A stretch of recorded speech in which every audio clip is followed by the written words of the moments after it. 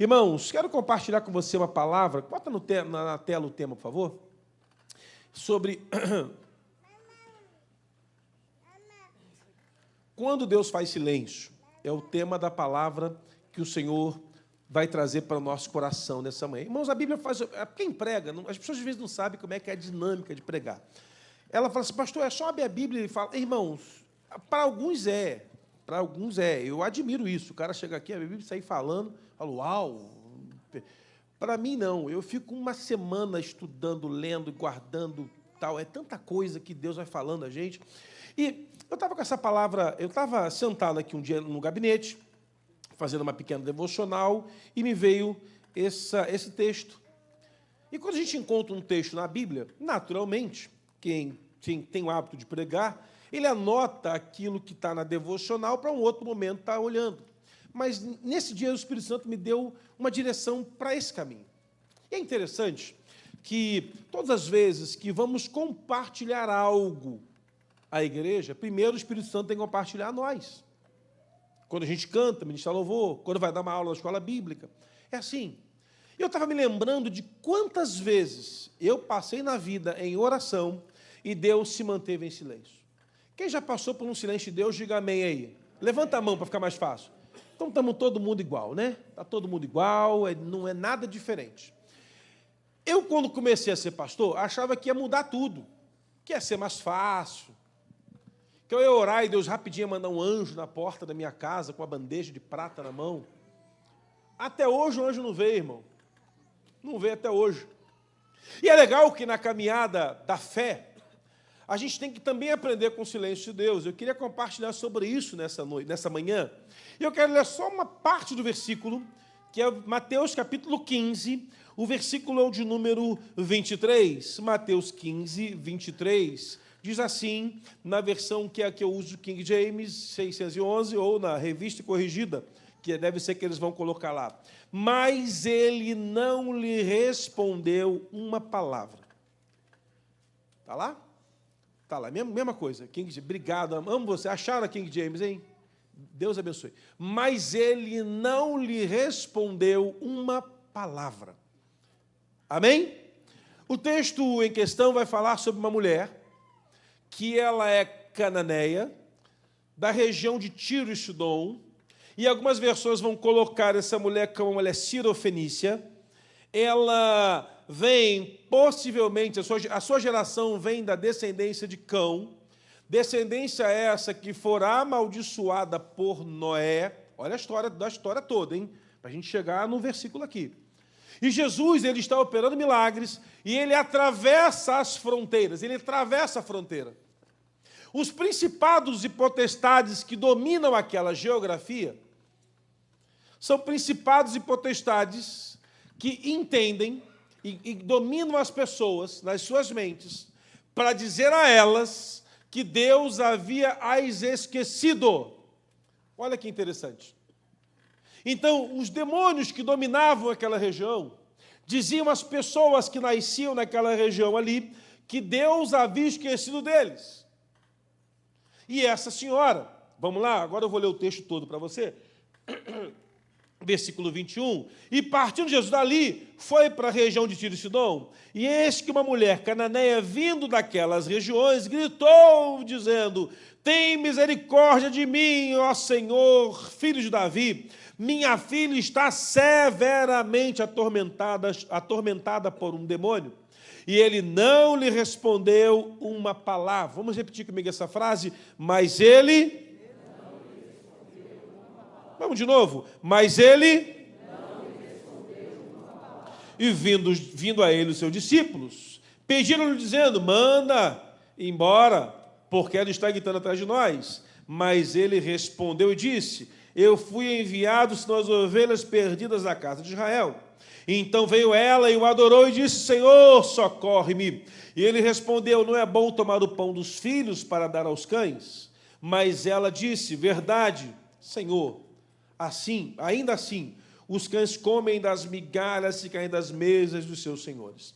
Então, respondendo-lhe Jesus, lhe disse, ó mulher, grande é a tua fé, seja assim feito como tu desejas. E a sua filha ficou sã naquela hora.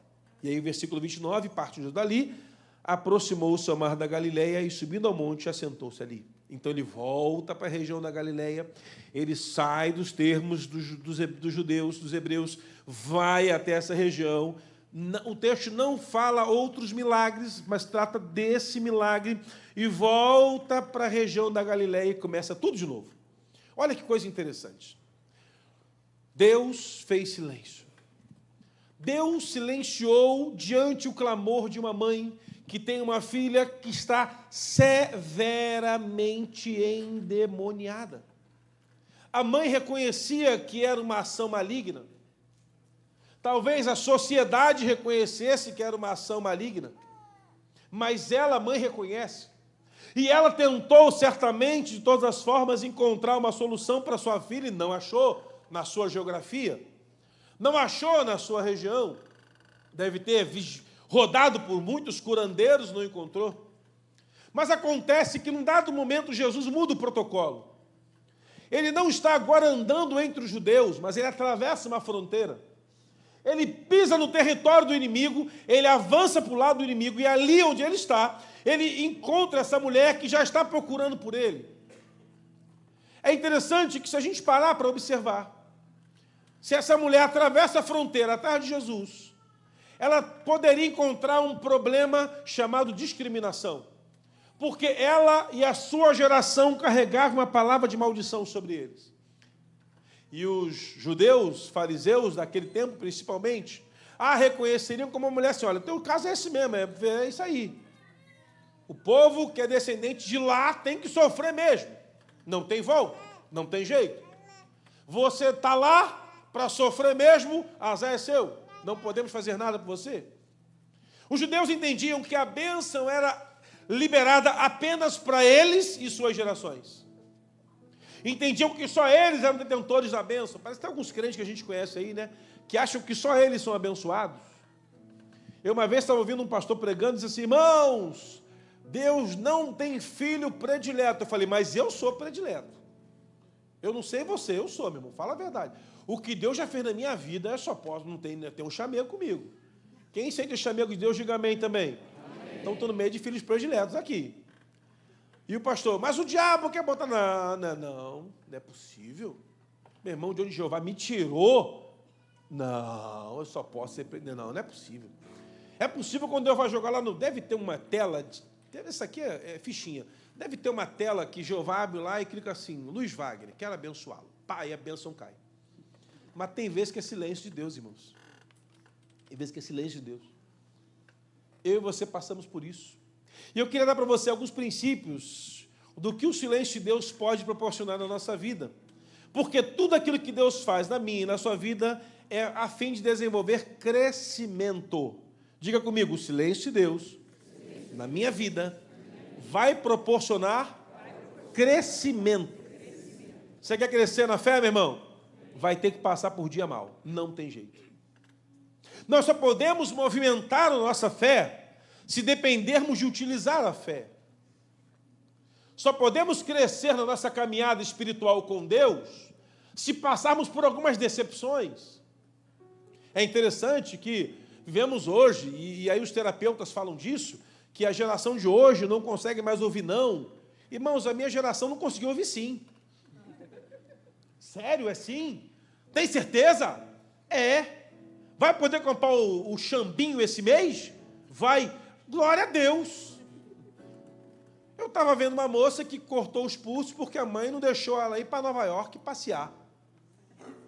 Mas eu passeava no Piscinão de Ramos quando era criança. Não era piscinão, era praia de Ramos. Uma passagem só, porque se pagasse duas não podia ir. Olha só que negócio louco. O menino teve uma crise de abstinência porque foi sem celular por 2 horas e a mãe não sabia o que fazer com ele. Perguntou na internet, fiz um vídeo: meu irmão, eu estou aqui em casa, meu filho tem 6 anos, teve uma crise de abstinência e por causa do celular, o que eu faço? Perguntou. Minha mãe, dona Vilma, eu com 7 anos, se tivesse uma crise dessa, os hematomas iam aparecer em alguns minutos. Porque a geração Nossa, foi gerada na moenda, meu irmão. Foi na prensa. Não que seja esse o caminho apenas, claro, evidentemente, não é esse apenas o caminho. Mas as nossas mães não conheciam outro caminho. Quem tem mais de 40 que sabe do que eu estou falando, né? Não tinha uma passeada que a gente ia, que não tinha um beliscão, um puxar de orelha, uma puxada no cabelo, um soco na costela. Não estou dizendo que é o certo, mas não foi assim. Está todo mundo bem aqui, está todo mundo vivo aqui, amém? Está todo mundo bem aqui, ninguém está revoltado com nada. Se bem que tem uns revoltadinhos aí que eu estou de olho neles. Está todo mundo bem aqui. É coisa louca, irmãos. A crise nos gera crescimento, e o silêncio de Deus também faz isso. Mas o que o silêncio de Deus pode provocar em nossa vida? Uma das coisas, ele provoca em você a sua perseverança. Silêncio de Deus tem que provocar no crente perseverança. Anota isso aí, meu irmão. Porque se você é crente e Deus não respondeu o que você pediu, e você não perseverou, é porque você não era crente quando você pediu. Porque a perseverança está associada ao nosso crescimento. E a perseverança é algo que Deus ama na vida da pessoa. A Bíblia diz que Deus não se agrada daqueles que retrocedem. Então está dizendo que nós precisamos aprender a perseverar. O silêncio de Deus provoca no crente perseverança. É impressionante o quanto ouvimos de testemunhos de pessoas que perseveraram no dia da angústia, que perseveraram no dia da adversidade. O salmista fala no Salmos 86, pois no dia da adversidade ele me ocultará no recôndito do tabernáculo, me acolherá. No local mais secreto, mais íntimo, é quando Deus abre aquele ambiente e nos coloca lá. Eu tenho convicção, meu irmão, que nos dias em que Deus ficou em silêncio, foram os dias que você mais orou, mais buscou, mais cresceu, mais se desenvolveu. Então, meu irmão, prepare-se, porque se Deus está em silêncio contigo, você está tendo a oportunidade de ser um crente mais perseverante. Mais perseverante. Oh, como é bom perseverar. Quando fica desempregado, ora, jejua, busca a Deus, unge currículo. Estou te falando. Unge currículo aí, pastor, mas vai ficar com cheiro de óleo. Não, unge aí. Vai para cair na mão do endemoniado e queimar o dedo dele. E aí me chamar para o emprego. Perseverança. Perseverança, irmãos, é a primeira chave de um conquistador. Porque quem não consegue perseverar naquilo que Deus apontou para ti, você não vai perseverar em nada. Essa mãe sai de casa, vai até Jesus, e ela apresenta uma causa que faria eu e você parar para ouvi-la. Mas Jesus não lhe respondeu uma palavra, ignorou. Não falou nada. Essa mulher podia falar assim, ele está surdo, não está me ouvindo, eu estou falando com ele. Os discípulos falaram, Senhor, manda ela embora, está aqui perturbando. Porque o versículo, irmãos, é só um trechinho falando para a gente que ela veio e disse que o filho estava severamente com o demônio. Mas eu imagino que foi um estardalhaço. Para tudo, segura, Jesus está passando. Segura, para. E ela começa a falar, aquela confusão tremenda. O discípulo fala, e Jesus fala assim, não, vim para os filhos de Israel. Nada para ela. E essa mulher ajoelha e adora. O que é isso, irmão? Perseverança. Ela ajoelha e adora. Ela se prostra aos pés dele e começa a adorar. E diz assim, Senhor, socorre-me. Socorre-me. Eu já tive que adorar a Deus em dias de socorro, irmãos. Tive que ajoelhar e dizer, Senhor, ou o Senhor olha para mim, não é possível que o Senhor me esqueceu nessa lista aí. Não é possível que nessa lista toda aí não está meu nome para o Senhor fazer alguma coisinha só que seja em prol do meu caso, da minha situação. Quantas vezes, irmãos, nós oramos assim, Deus, não tem mais jeito. Ou o Senhor faz o milagre, ou o Senhor faz o milagre, porque hoje eu estou numa condição em que eu só levanto a cama se o milagre bater na minha porta. Quantos abandonaram a fé porque não conseguiram perseverar no dia da angústia? Quanta gente largou Jesus, largou a promessa de Deus, porque não conseguiu perseverar no dia da adversidade. Segunda coisa que o silêncio de Deus provoca na nossa vida, ele provoca a minha percepção. Olha a coisa interessante. Se ele provoca a perseverança, ele também provoca uma percepção. E o que eu quero dizer com isso? Quero dizer o seguinte, que você precisa examinar a si mesmo. Quem eu sou? Em que condição eu estou? Porque é interessante, não sei se passa com você isso, mas quando você está no meio de uma guerra, o diabo sempre se levanta para trazer algo na sua vida, para descredenciar a sua vida como homem, como mulher de Deus. É impressionante. Comigo é assim, meu irmão. Não tem outro jeito. Eu acho que não é possível que eu sou o único aqui que passa por isso. Quando o negócio está ruim, o diabo fala na tua cabecinha, mas tu não é crente?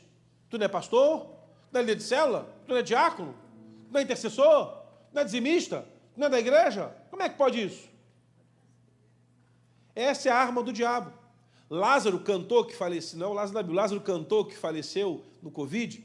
Ele conta no DVD dele, que é antigo, e ele conta que ele converteu, estava em casa, orando, jejuando, consagrando, e viu alguém bateu na porta da casa dele e falou assim, Lázaro, se tu é crente, por que tu passa fome? E ele fala cantando, porque nem só de pão viverá o homem. E o cara continua, e o Lázaro fala assim, irmão, o diabo não existe de primeira, e não desiste mesmo não, né? E se tu é crente, então por que toda essa dor? Aí o Lázaro responde, porque o deserto é a escola do Senhor. Sensacional. Crente novo fala essas coisas. Eu sou crente velho, mas falo também. Irmãos, o diabo sempre vai trazer algo na nossa cabeça, vai colocar alguém para te botar contrário ao que você crê. E é nessa hora que o homem deve examinar a si mesmo, o autoexame. O que Paulo orienta a igreja quanto à ceia. Tem que se examinar todo dia. É o autoexame. Senhor, se tem algo errado na minha vida, mostra aí, deixa eu ver. Se eu tenho que pedir perdão para alguém, se eu tenho que liberar algo sobre alguém. De vez em quando, irmãos, Deus dá uma parada na nossa vida para que a gente possa olhar para dentro de nós e percebermos que podemos ser um crente melhor, um pai melhor, uma mulher, uma esposa melhor, um marido melhor, um filho melhor, um irmão melhor, alguém melhor. Autoexame. Isso não vem porque um anjo vai descer com uma bandeira flamejante escrito assim, marido, lave a louça depois do almoço. Não estou jogando conversa com ninguém, mas eu estou com as louças lá em casa que alguém não lavou. Eu não vou olhar para não constranger. E eu sei que eu vou escutar mais tarde. Então já estou aqui, ó o anjo, ó o anjo, ó o anjo, ó o anjo, ó o anjo, ó o anjo. Lave a louça depois do almoço. Meu irmão, eu vejo muita coisa assim da esposa reclamar do marido. Pastor, meu marido alisa esse carro o tempo todo, passa cera, passa pano, lustra a roda no sábado. Como eu queria ser esse Fusca, pastor? Porque ele alisa mais esse carro do que eu. Aí o cara sai e chove. Porque também tem disso, né? Tem esse negócio. Eu não sei se só acontece contigo, você para dar aquela lavada geral no carro, limpa tudo, você sai do lava-jato, cai um temporal, alguém penta com pé de lama, tu fala assim, pô, 40, 60 reais aí para lavar, Deus é bom. Por isso que eu não lavo. Para não ver que meu trabalho foi vão. De vez em quando a gente fica assim, não, Deus, fala comigo, como é que eu posso ser um pai mais presente? Deus não vai falar para você ser um pai mais presente. Talvez ser um pai mais presente seja você só estar presente. Talvez você, Senhor, como é que eu faço para ser um crente melhor? Talvez seja mais abrir uma célula na sua casa, ou abrir a sua casa para uma célula, fazer um treinamento, vir para as orações, participar das atividades, não faltar aos cultos, ir para o churrasco com a gente lá. Olha aí, relacionamento, comunhão, é isso aí, irmãos. É desse jeito. Deus, às vezes, faz silêncio para que a gente possa examinar, olhar para dentro e ver, Deus, onde é que eu posso mexer? O que eu posso tirar? O que eu posso refazer na minha vida? O que eu posso construir de melhor? Uma outra coisa que você tem que aprender também é aprender a questionar Deus. Por que do silêncio? Tem a ver contigo ou tem a ver comigo? Senhor, o silêncio tem a ver com o Senhor não querer falar ou eu não conseguir ouvir? Isaías está no templo. A Bíblia diz que ele entra no templo. Serafins voam de um lado ao outro, dizendo que ele era santo. Santo, santo, santo é o Senhor dos exércitos. E eles completam: toda a terra está cheia da sua glória. Está voando. E Isaías está lá, no templo, vendo aquilo tudo. E ele começa a falar: eu vou morrer, eu sou um homem de lábios impuros, habito no meio de um povo de impuros lábios, e meus olhos viram a glória, eu vou morrer, vou morrer, vou morrer. De repente, após Isaías confessar que ele era um homem de lábios impuros, um serafim vai com uma tenaz, que é um garfão comprido, pega uma brasa viva, vai até o Isaías, toca na boca dele. Ele falou que ele tinha um quê impuro, irmãos? Lábios. O serafim não botou a brasa viva na cabeça, nem no joelho, nem no pé, colocou nos lábios. Aquilo que eu confesso para Deus é a fonte da minha purificação. Quando eu confesso para Deus a minha dor, o meu pecado, a minha moléstia, o que me aprisiona, ele age direto na dor, igual o Salompas, aquela propaganda do remédio que você cola na dor, né? Salompas age direto na dor. Nem sei se funciona, que eu nunca usei. Mas Jeová vai agir direto no que você confessa. E você tem que deixar. Porque quem confessa e deixa, alcança misericórdia. E a Bíblia vai dizer que você, que encobre a transgressão, nunca prospera, mas quem confessa e deixa, Provérbios 26, alcança a misericórdia. Então o texto diz que veio o serafim, tocou na boca dele, ele foi purificado, e imediatamente o versículo seguinte fala: e eu ouvi o Senhor. Às vezes não é Deus que está em silêncio. É que você não está se examinando para encontrar o que obstrui seus ouvidos. Porque Deus, ele está falando o tempo todo.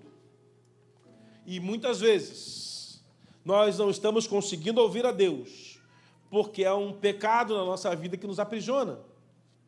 Pecado do passado, que não foi confessado, que não foi corrigido a rota, que não aceitamos o tratamento como Deus definiu que deveria ser na nossa vida. É assim.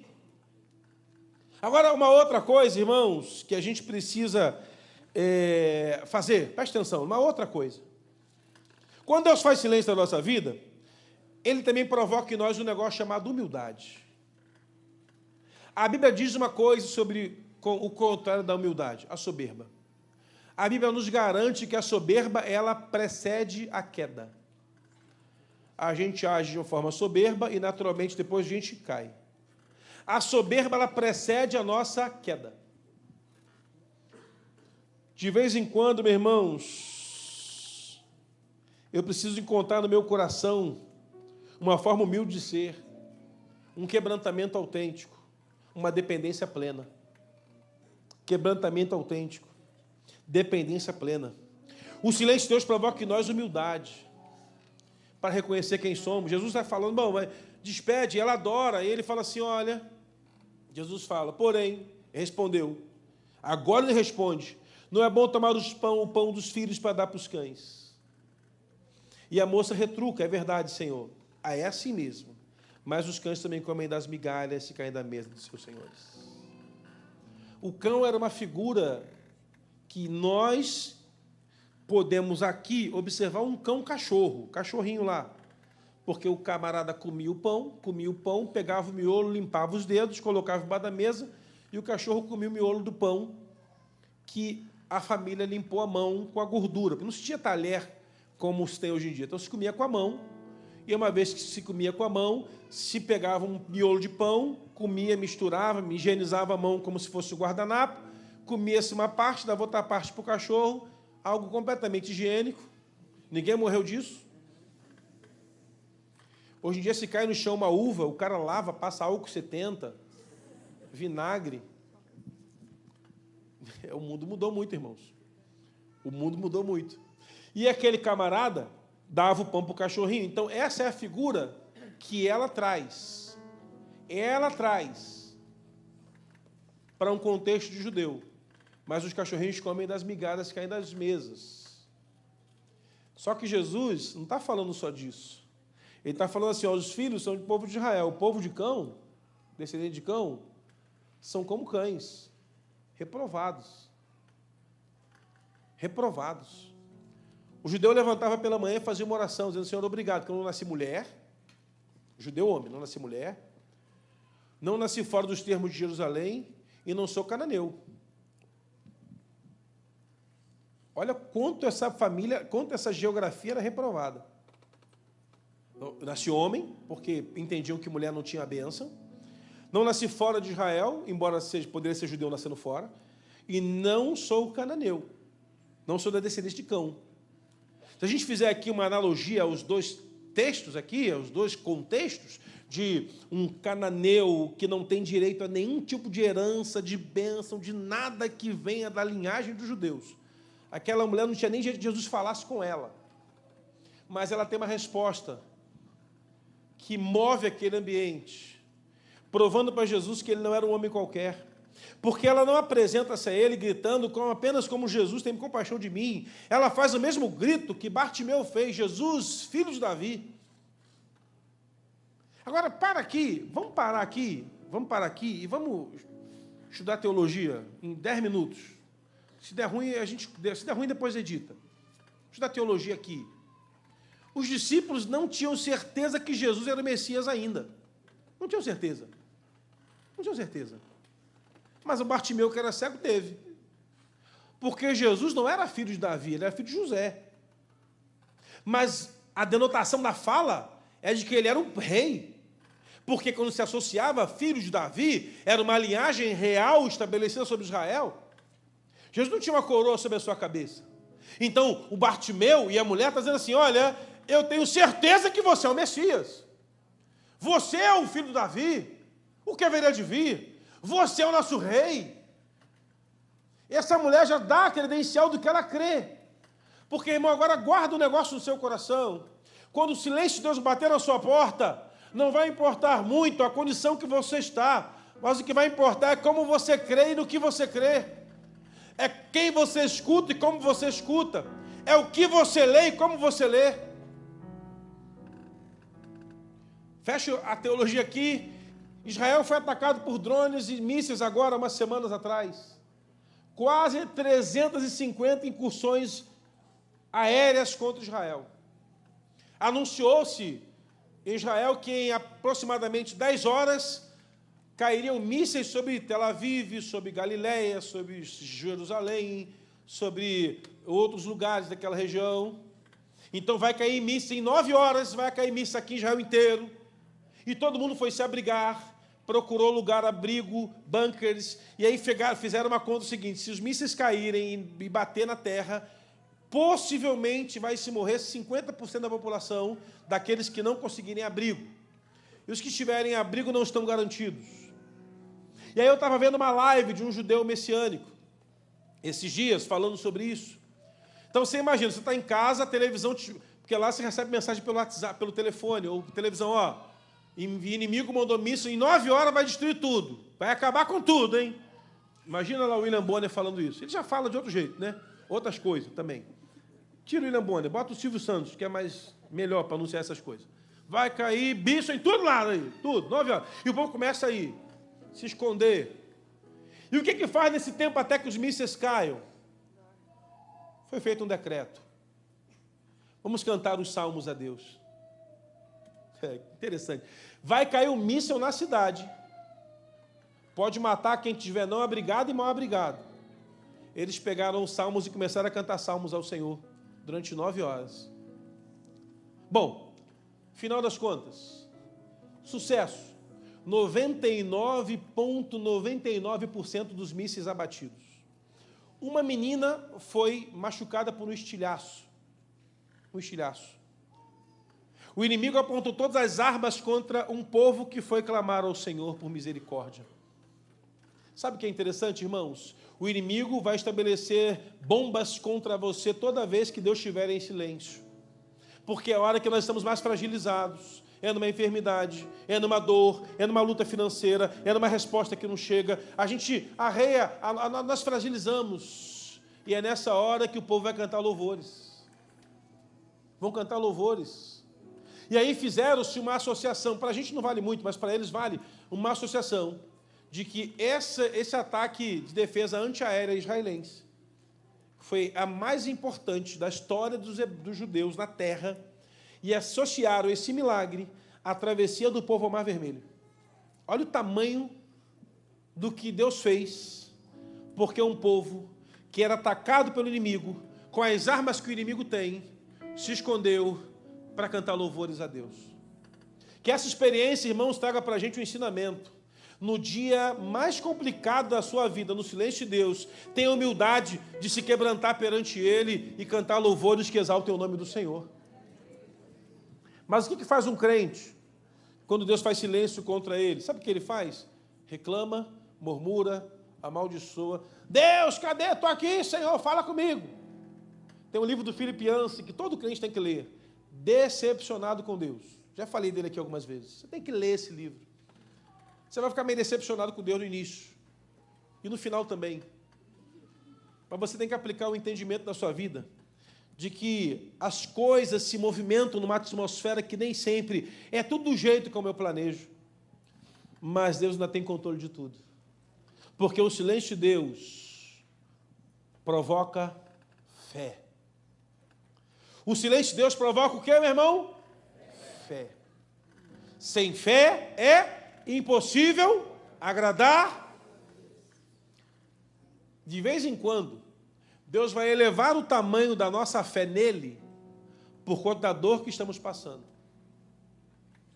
Te dou um conselho, irmãos.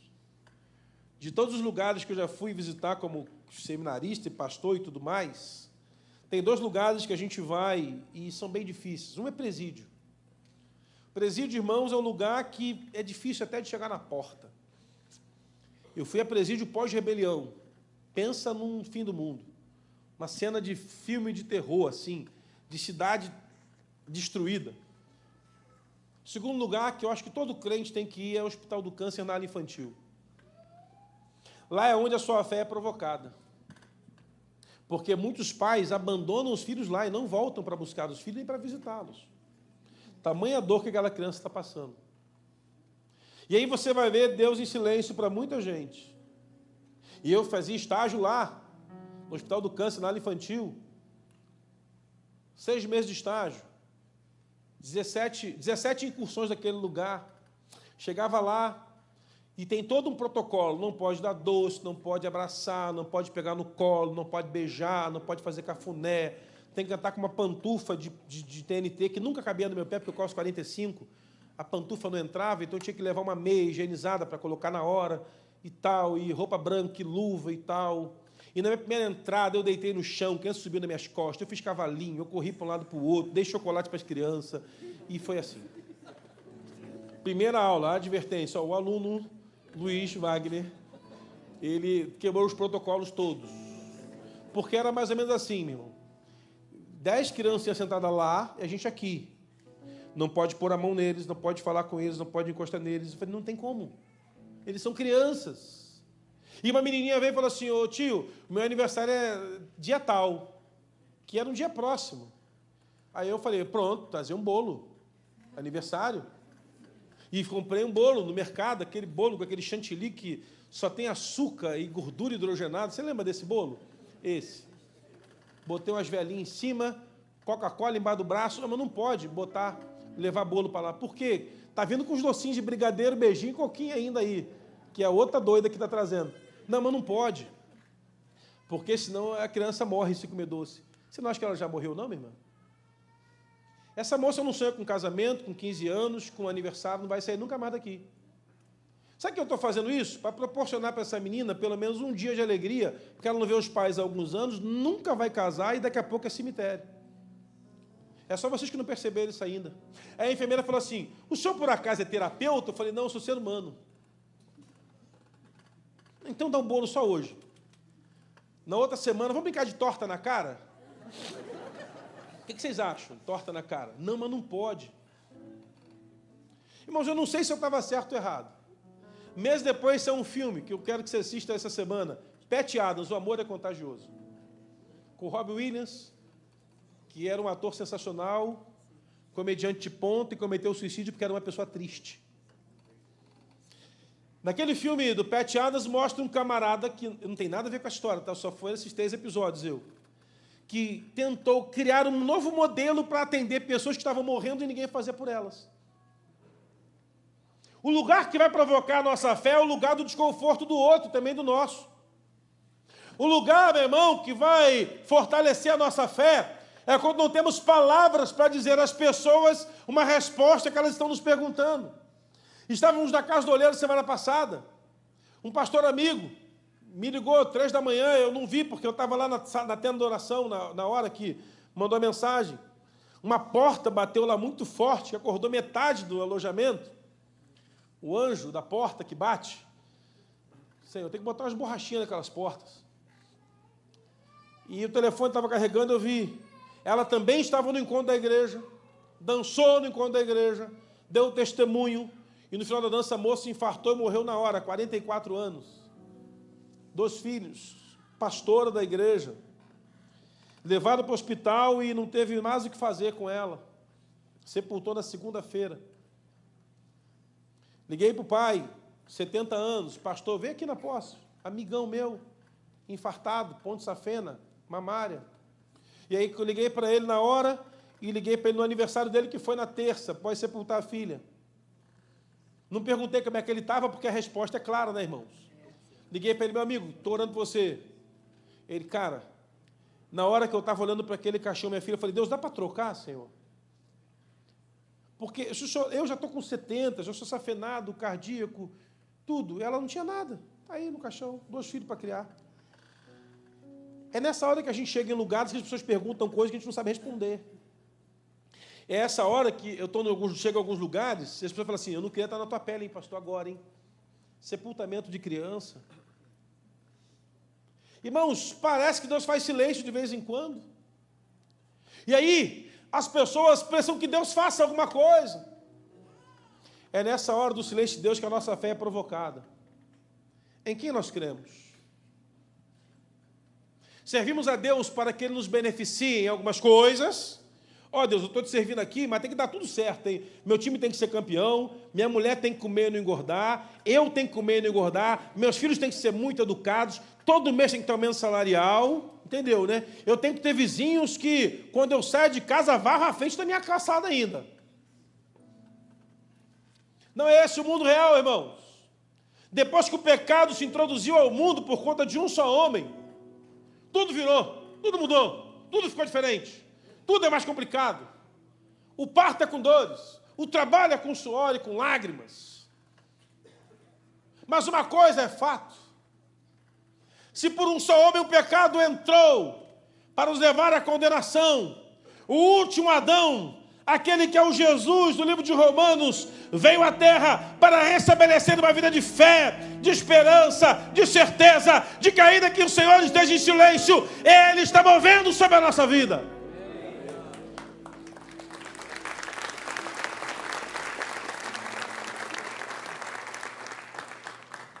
Se por um só homem entrou o pecado, por um só sai.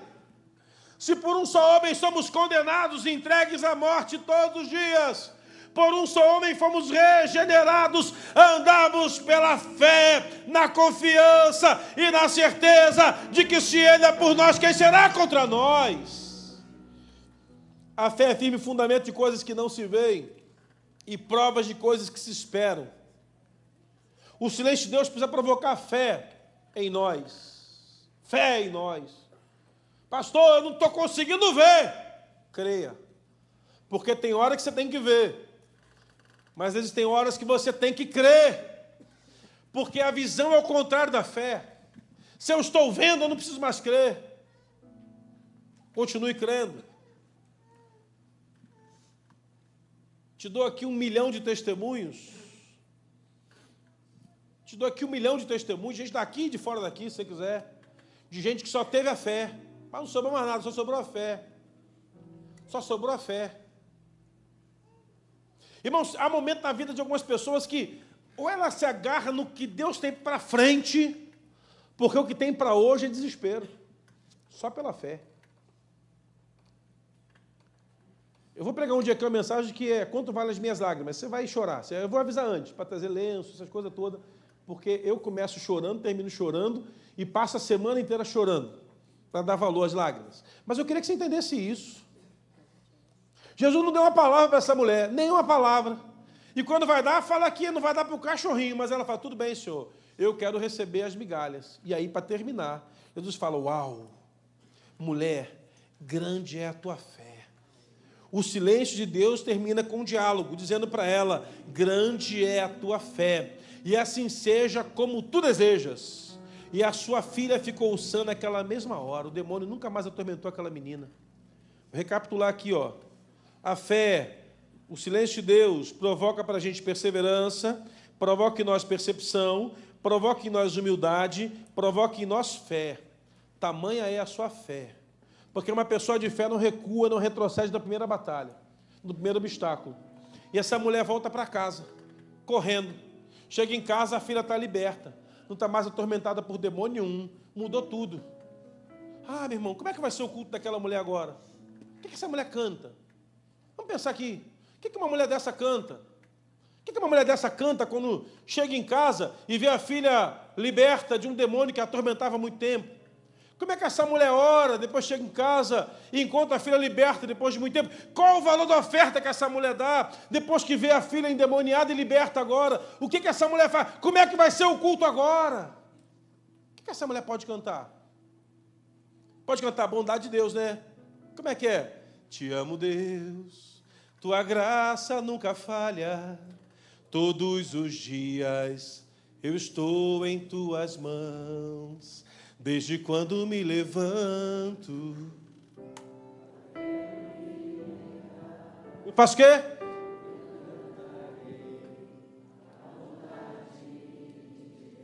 Começa com silêncio e termina falando a bondade de Deus, né, irmão? Ó. És fiel em todo tempo. Em todo tempo tu és tão. Com todo fôlego. O que eu faço?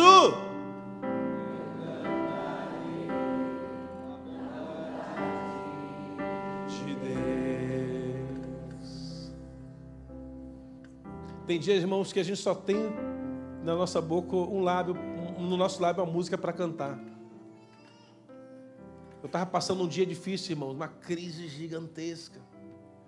3 horas da manhã acordei inalando sangue, fui olhar, eu estava sangrando meu nariz com uma potência que eu nunca tinha visto, botei algodão no nariz e fui para o Google perguntar o que era isso. Ah, deve ser AVC. O Google foi pragmático. Liguei para um diácono e falei, cara, me pega aqui que eu acho que eu estou tendo um AVC, 33 anos.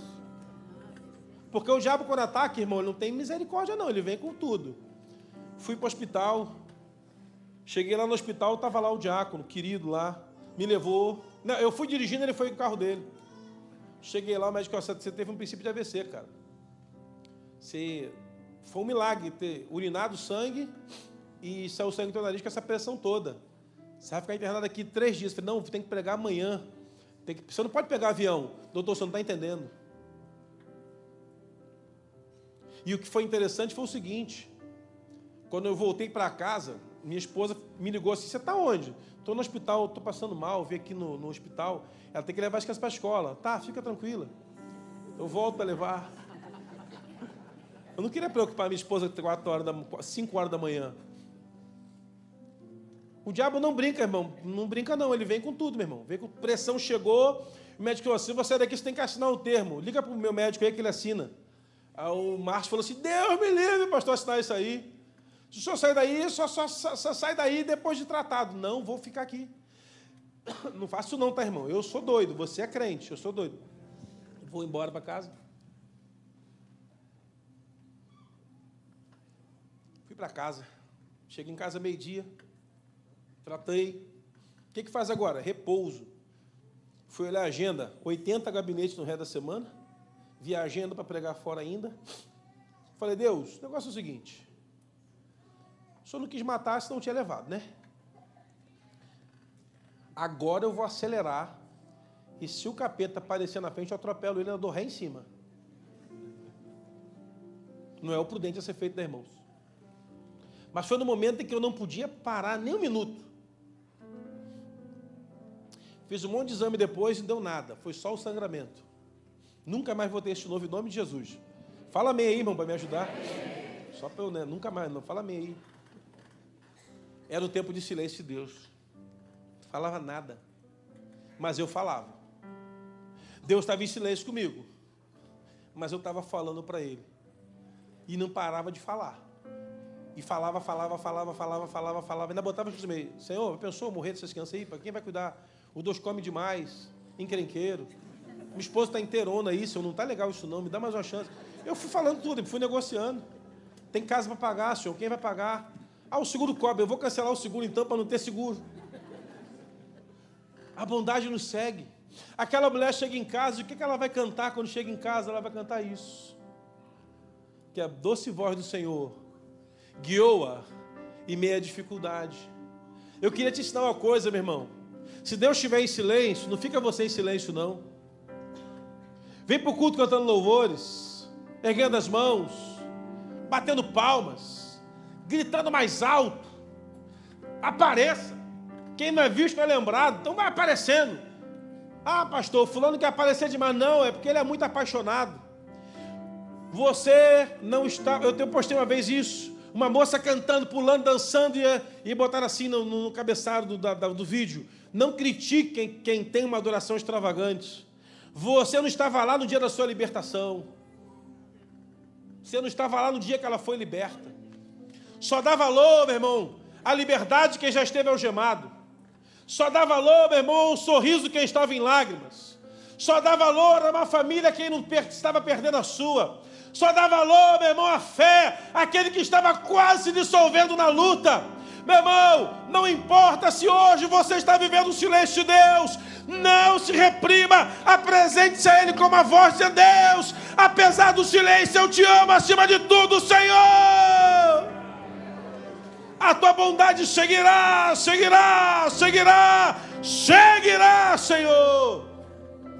Ah, eu encontro gente que está falida, quebrada, arrebentada, destruída, mas está agarrada com Jesus. Porque o seu amor não está na sua empresa, nem no seu negócio. Está no Deus que lhe salvou. O que essa mulher vai cantar? Te amo, Deus. Tua graça nunca falha.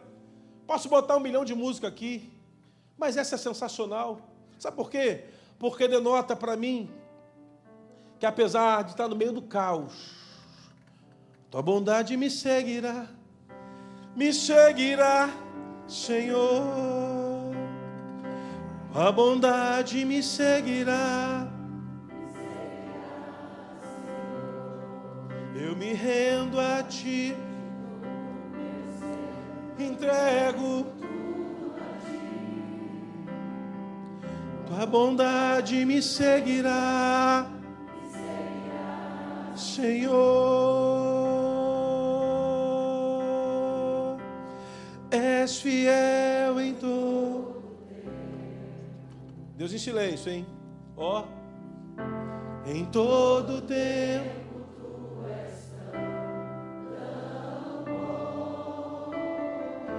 Com todo fôlego. O que eu vou fazer? O quê?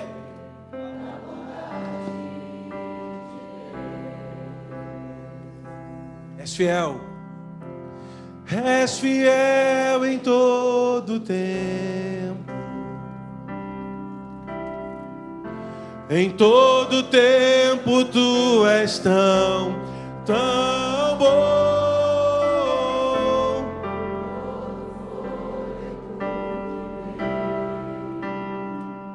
Eu cantarei da bondade de Deus. Eu cantarei.